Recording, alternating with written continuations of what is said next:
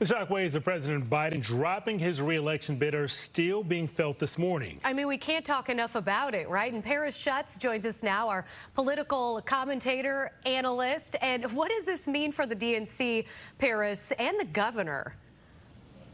For the DNC, it means it might be the most interesting convention since 1968, the last time the convention was held in Chicago and the last time it was brokered.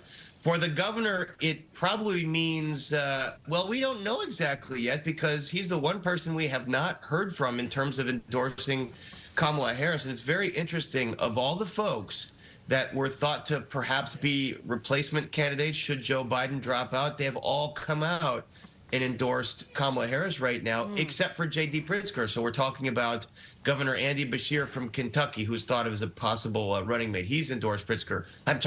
I'm sorry. That's a little Freudian slip. He's endorsed Harris, I should say. Gavin Newsom from California endorsed Harris. So Pritzker obviously praised Biden, thanked him for his decision, but one of the only prominent Democrats right now not to endorse Harris. And I put a call into their campaign this morning. I have heard nothing. They're keeping this very close to the vest right now. Now, you obviously spent last week up in Milwaukee for the Republican National Convention. Spoke to a lot of people there. Did anybody really see this coming? Well, no. I mean, I don't think anyone, no one was really talking about it up there. Obviously, on everybody's minds was the recovery of Trump after that assassination attempt last Saturday, and it was a very triumphant moment for his fans and his delegates there, and for him when he took the stage. So Biden wasn't really, remember, Trump only mentioned Biden once in his speech. He only said the name Biden once in his speech. I don't think he even said the name Kamala Harris.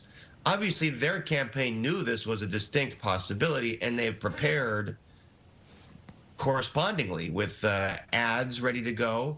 But at that convention, you'd think if they saw this coming right away, they might have amped up their attacks on Harris, and they didn't. That is so true. Okay, so now all eyes are on the Democratic National Convention next month, just a few weeks away. How will this change everything at the Democratic National Convention? I mean, what are a few of the highlights that we're going to see different?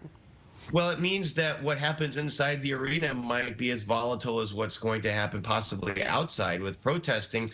These conventions are usually staged theatrical shows, you know, they're like Broadway, you know, they're well timed out and everyone comes out for their number, and the conclusion is never in doubt. We know what's going to happen. We know it's going to be who's going to be nominated.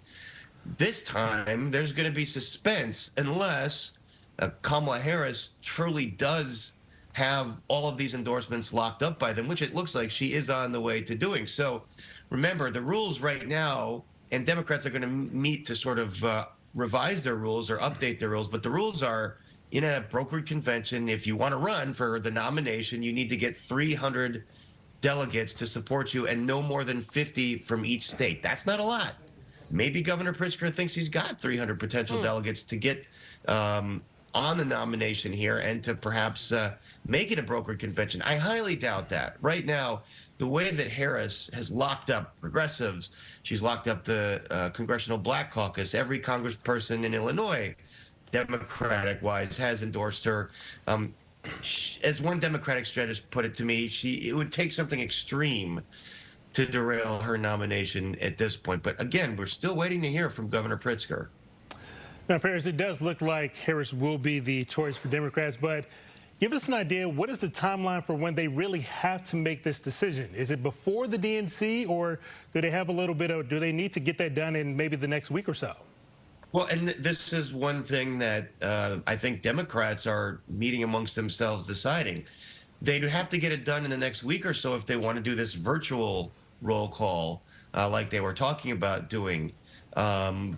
But if they want to do the roll call live, as most conventions have done, then no, then they can take this all the way to the convention and have the conclusion sort of happen as each state goes up and says, you know, Illinois' 22 delegates go to such and such, you know. So all of this is fluid. I think these are all things that Jamie Harrison, the head of the National Democratic Party, is meeting with all all those folks today and tomorrow about. All right, Paris Schatz, thank you, sir. All right, thank you. We'll see you at 9. Maybe we'll know something more. Sounds Who knows? good. The news keeps changing for sure.